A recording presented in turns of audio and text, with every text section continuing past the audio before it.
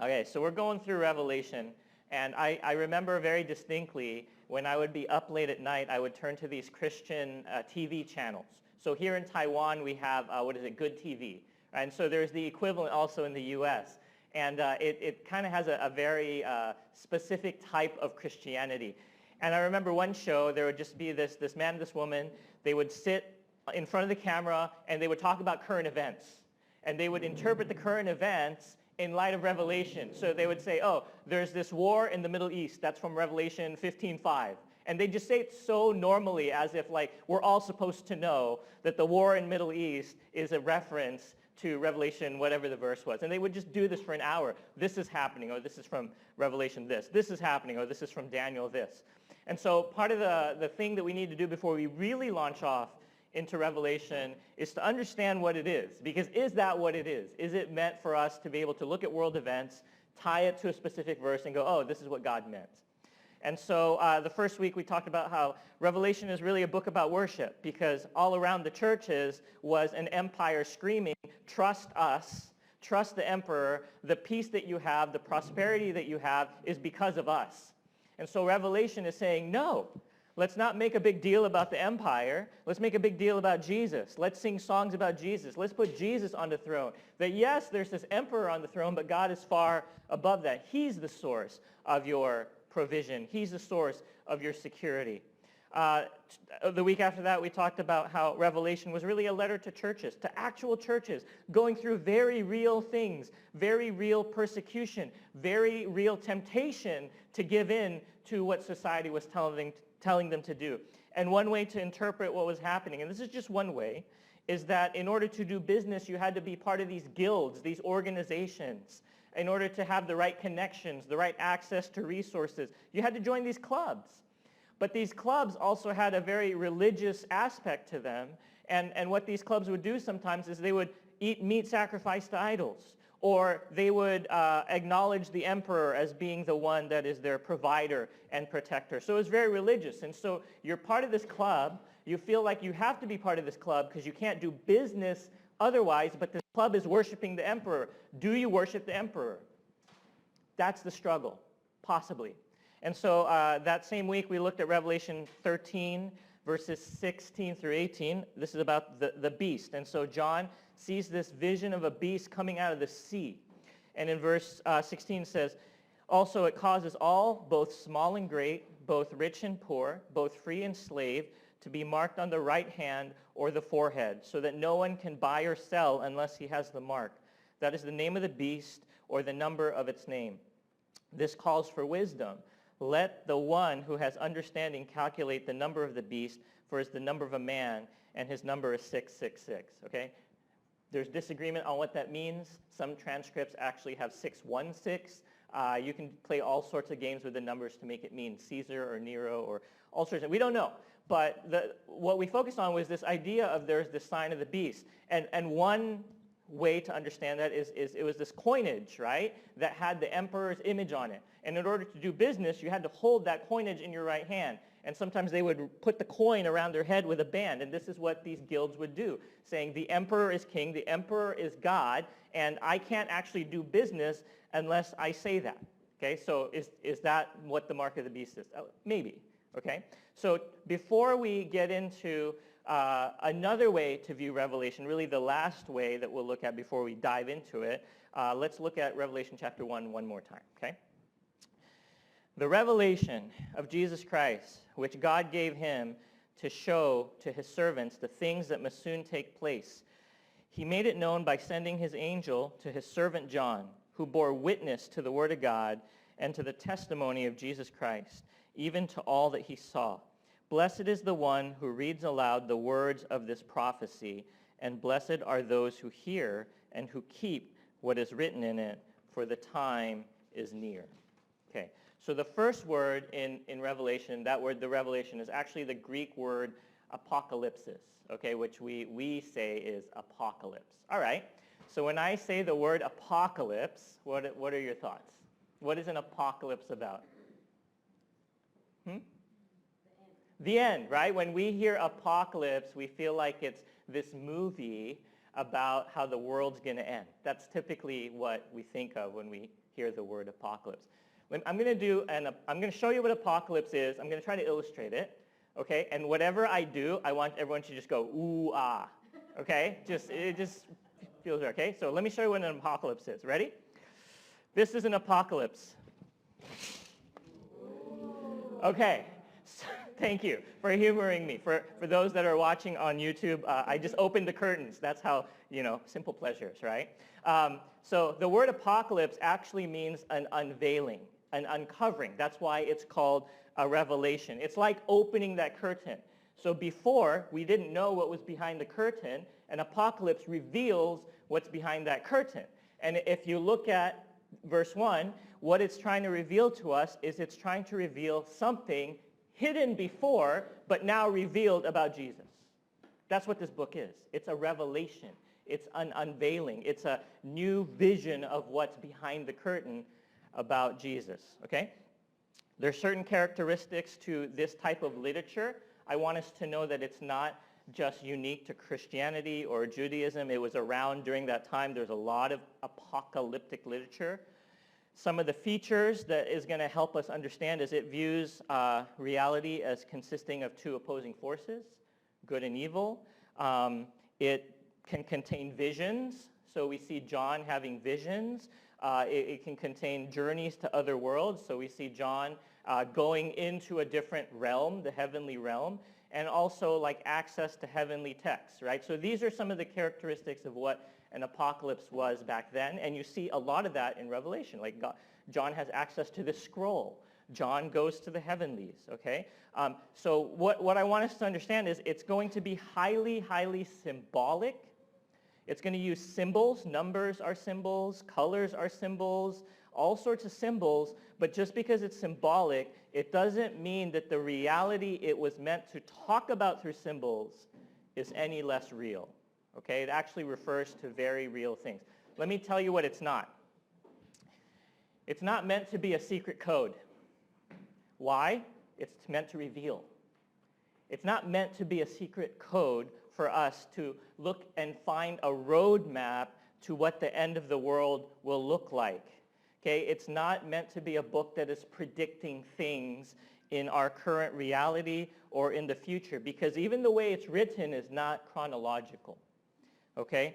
We're not meant to dig through Revelation and find important dates or important historical events that we can say, oh, that's what it's talking about. It's not meant for us to decode when Jesus is coming back. You know why? Because Matthew chapter 24 said this, concerning the day, right, the day when Jesus comes back and the hour, no one knows, not even the angels of heaven, nor the Son, but the Father only.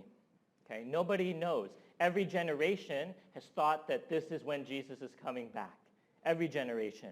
Because especially when things go poorly. So during COVID time, I'm sure there are a lot of churches, a lot of Christians that Jesus is coming back.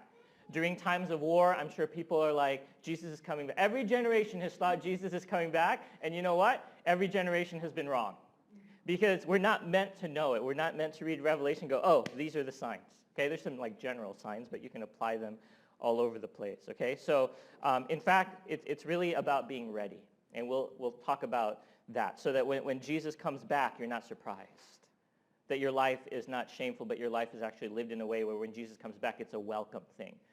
We'll talk about rapture at some point if I get around to it, okay? So it's imagery, okay? And one of the imagery comes from dreams. So here's what I want you to do. I want you to think of a very vivid dream you've had lately, or just some weird dream that you remember, okay? So let me give you like 30 seconds to try to remember a dream you've had recently or a dream that you just remember because it was so weird, okay? Okay? I'm going to ask you to do something that's uncomfortable, but it gets us together. I'm going to ask you to share that dream in like 20 seconds or less with someone next to you, okay? So if you don't have one, you can just say you don't have one. But if there's someone next to you, just share what that dream was and take turns if you can, just in 20 seconds or less. All right, go. Okay. All right, let's come back together.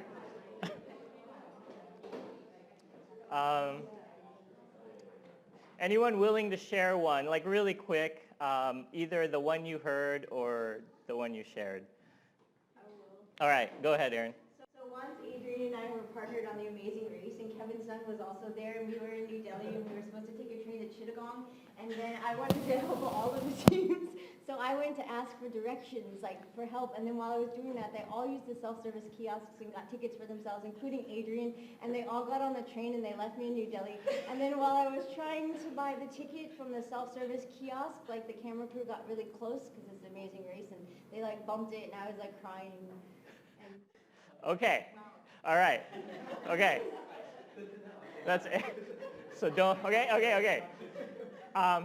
Someone interpret it. Interpret why did she dream that?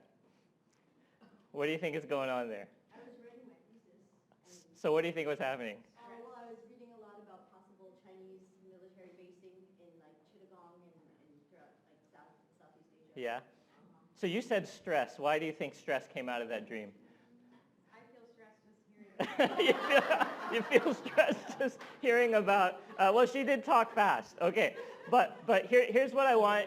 Here's what I want you to think about the dream. So when you heard the dream or when you shared the dream, often how we interpret dreams is that it says something about what? Us, our inner being, our inner state. So maybe Erin was stressed, so she felt stressed. Teachers always have this first day of school nightmare where you're like, I'm not ready for the first day of school. And so in our culture, often we think of dreams as informing us about something in our subconscious or in our hearts, right? That's not always how dreams work in this context. What dreams are supposed to do, or how dreams were understood back then, is it's actually not meant to reveal something about you, but it's really meant to reveal a reality outside of you that you might not have been aware of. So when you read a dream in the Bible, it's actually trying to unveil a vision of reality from God's point of view, not some inner struggle. It's actually meant to reveal something beyond you. So we're going to look at Daniel, and I want you, as we read this, to ask yourself, what is the reality from God's point of view that Daniel's dream reveals? What is the reality from God's point of view that God's dream, that the dream reveals? Okay, so Daniel, just like John, also sees a beast coming out of the water, right? Here's what it says in chapter 7. In the first year of Belshazzar, king of Babylon, Daniel saw a dream and visions of his head as he lay in his bed. He wrote down the dream and told the sum of the matter. Daniel declared, I saw in my vision by night, and behold, the four winds of heaven were stirring up the great sea, and four great beasts came up out of the sea, different from one another. As for me, Daniel, my spirit within me was anxious, and visions of my head alarmed me. I approached one of those who stood there and asked him the truth concerning all this. So he told me and made known to me the interpretation of things.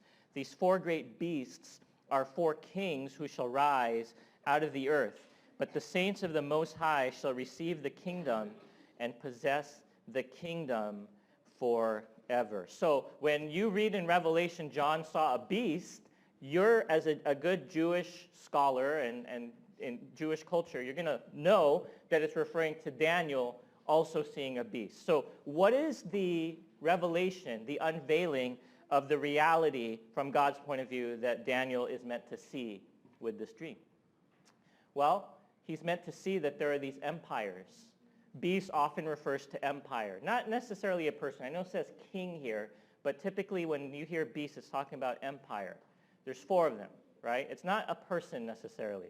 So you know the word Antichrist never occurs in Revelation. Not there, okay? Because it's not about a person, it's about an empire.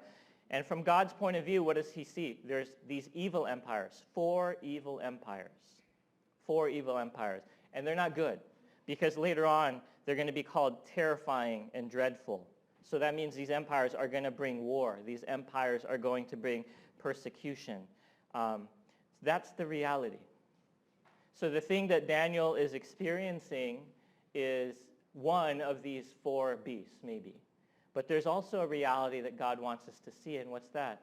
That ultimately, God wins. Sometimes we live in this reality where it feels like the empire is winning, where it feels like the world is suffocating us, where it feels like things are falling apart and God is nowhere to be seen, these empires, right? Whatever that might be. But there's also a reality God wants us to see through this dream that in the end, I'm going to win. I'm going to win. So this is an apocalypse. There's layers to it, right? So when you hear beast, does it mean something to the readers of Revelation? Yes. It means maybe Domitian the emperor. Does it refer back to the Old Testament? Yes. Could the image of the beast refer to something in our days? Yeah, I'm pretty sure there's things where we're tempted to join in with the world in order to participate. Could the beast refer to something in the future? Some actual real evil empire? Yeah. Okay, we don't know, but there's different layers to this, okay? So that was a lot of background, but I want to sort of dive into a little bit of application, okay, in the last 10 minutes here. Are we okay? All right. So let's go back to Revelation chapter 1, verse 3. It says, "Blessed is the one who reads the word of this prophecy, and blessed are those who hear, who keep what is written for it in it, for the time is near." Okay? The time is near. So we have to understand, if you're the church and you read this, the time is near, how are you going to feel? Very encouraged, right? The time is near. So the suffering I'm going through, the oppression I'm feeling, the persecution, the pain, all that, the time is near, meaning God is going to come back. How encouraging is this? You're this tiny church of 20 people, like the Pearl, and you are up against an entire empire that is trying to force you to believe certain things and live in a certain way. And what is this telling you? God's going to win.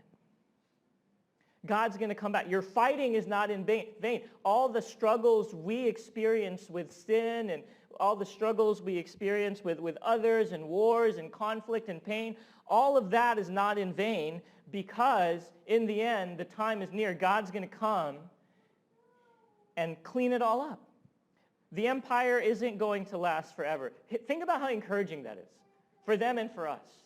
Right? All the striving, all the conflict, all that we're experiencing now is not in vain, and it's not going to last forever because the time is near. But there's a problem. What's the problem? Jesus never came. Right? You're this first century church. You're struggling against an empire. You're discouraged. You're wanting to quit. Maybe some of us are in that place, and we hear, Jesus is coming. God is near. That time is near, and it never happens. So now what? How are you to live? Okay? So the way I want us to think about this is actually this. What does it mean the time is near? So let me give you a few ways to think about the time is near. Revelation and the rest of the Bible divides history into two ages. Okay? So the first one is what's called this present age. You'll read that. And the age to come. Okay, so this present age and this age to come. The present age is the age we're experiencing now. It's full of evil, full of injustice, full of oppression, full of persecution. You can think of an example these days of every single one of that. Same with them. So if I tell you, think about today, do you see evil? Do you see injustice? Do you see oppression? Do you see persecution? Yes, we could all point to something that tells us we are in this present age. But we also know, we read in the Bible, that there is this age to come after what's called the day of the Lord. That age is full of goodness, justice, and peace, and God's reign. So here's one way to think about what it means the time is near. When we hear the time is near, we think of it as like it's almost lunch, right? So we think about it as it's chronological, like I'm 10 minutes from lunch. That's one way to think of the time is near, but that's not what's intended here. Nearness could also mean being next to. Wait, is this a bad word? I don't know. Okay. Nearness could also mean being next to, right? I'm near Chris. I'm next to Chris. So the issue is we don't know where we are here in the timeline. We think we're right there and that Jesus is coming soon. We could be here. I don't know. But the point is that our world, our time, is actually next to the age to come, near the age to come. Okay, so it's not a matter of when, it's a matter of adjacency, being next to. Okay, but an easier way to understand what's actually happening is the next slide. We live where? We live at the intersection. So there was the present age, the age to come. Where we actually live is those two times are doing this.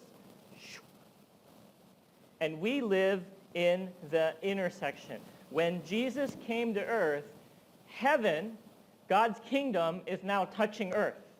So we're not just in the present age. We're not yet in the age to come. We're sort of in this transition and this intersection between the two times. So here's what I want us to understand.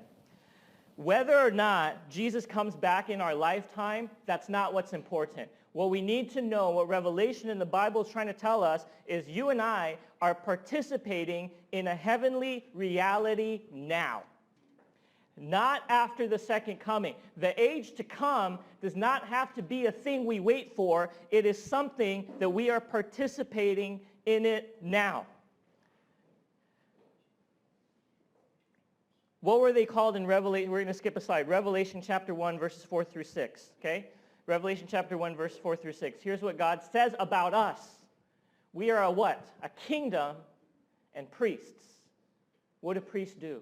Priests participate in a heavenly reality in the presence of God. Priests experience and interact with and worship directly God.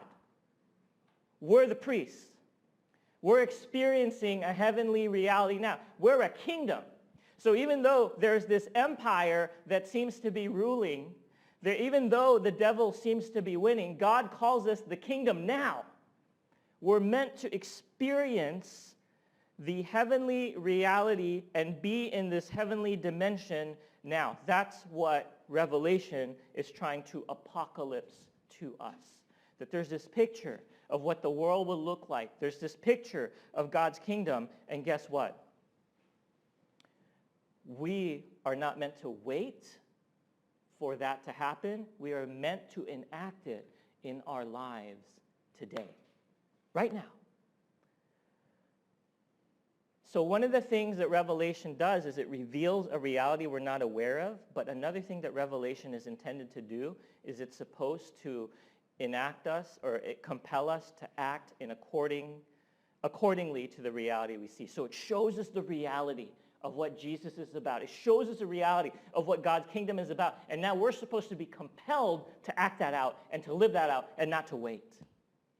If you read the rest of Daniel chapter 7, here's what it says. Verse 19 through 21. Then I desired to know the truth about the fourth beast, which was different from all the rest, exceedingly terrifying, with its teeth of iron and claws of bronze, which devoured and broke in pieces and stamped what was left with its feet.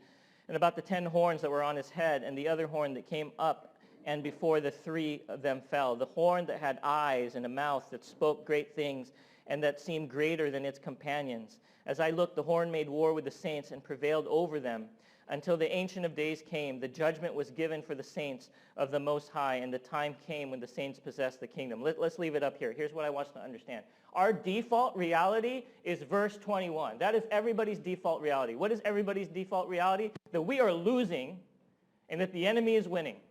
That's everyone's default reality. Everyone experiences that because we're in this present age. So the default reality is that the beast prevailed over, right? But the revealed reality that we can actually experience as we pursue Christ is verse 22. What's the actual reality we can live out now is that the saints possess the kingdom. The church wins. The church is victorious. We are victorious in our lives. So we got a choice. Verse 21, everybody experiences that. Verse 22, we have in Christ access to that revealed kingdom of what God's reality looks like.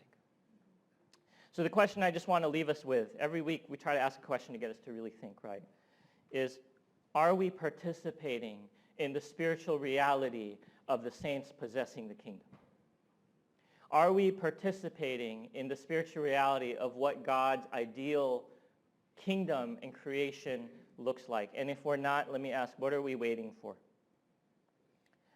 Are there things that we're waiting for something to happen rather than walking in it? Maybe we're waiting for something, some breakthrough in our life and just passively waiting. Maybe we're waiting for something to happen at church. So I just want to put this out there as a question. What are some heavenly realities that we've been passive about? Because maybe we've been hurt, or maybe we've tried, and just like I said, God's timing is not great. God doesn't seem to be around. What are some sins that maybe we've given up struggling with because we've lost so many times? What are some un-Christ-like struggles we have that maybe we've given up on because we've failed too many times? What are some prayers that we have stopped praying because it feels too bold to be a reality? What are some ways that we envision church to look like that have died because we just can't imagine a church like that, given the present reality of verse 21 of the enemy winning? Are there things that we have just waited on passively when God is actually asking us to pursue it actively? Have we stopped praying for healing? Have we stopped praying for restoration? Have we, I'm just putting it out there because we're living in the intersection. We're living in a place where we do have access to the living God who can empower us to experience and to bring his kingdom here. I've had this chronic stomach condition since I was in high school, and there's no cure for it. Basically, my intestines get inflamed, and I've shared about this before. And all I can do is take medication. There's no cure that they know of. If you know Jared Duxfield, he has a very similar situation, but his is more severe. So in high school, I took the medication and it kept it under control, but I really started to pray in high school. I'm like, I'm going to pray for healing for this. I have a God that heals. I'm going to pray for healing. So I would go to places and go to events, and I would ask the pastor to pray for healing. I would ask my pastor to pray for healing. I would pray for healing. And after praying over and over and over, it was healed. So did it go into remission? I don't know. Was it really healed? I trust that it was. But then I came to Taiwan and something triggered it. And I was right back where I started. And I had to get medication. So for, the past 11, 12 years, I've been on medication. But the past couple of years, this thought just entered my mind of, why don't you pray for it? Because the reality is, in the future, I will be fully healed. Right? God's kingdom is, I will be fully healed. So every now and then, not like consistently, over the past 2 or 3 years, I would just pray, like, God, hey, heal me. It's not a life or death thing. It's more of inconvenience. But I'm going to pursue the kingdom now and not wait for after for healing. And then a couple weeks ago, I had my physical exam, and, I expected them to say, yeah, it's stable or it's fine. But the doctor said, you know what? You don't have it. And I was like, great. No more medication. I'm like, are you sure? He's like, yeah, you don't have it anymore. So then my initial thought was like, oh, maybe it's just in remission. Like, it'll come back. So is it in remission? I don't know. But I do know this. When I started praying for it, God answered. Right? He let me experience a little bit of what that kingdom could look like. And all I just hope that we catch today is that Revelation reveals this beautiful picture of God's world through God's eyes. And it feels like it's in the future, but everything in the Bible tells us, no, you bring it now to some extent. You experience it now. You live it now. You pray for it now. And unless the church and we individually step up boldly and say, that kingdom can be a reality, then we're just going to just keep living in the present age and really not bringing into earth the age to come. So we're going to have communion.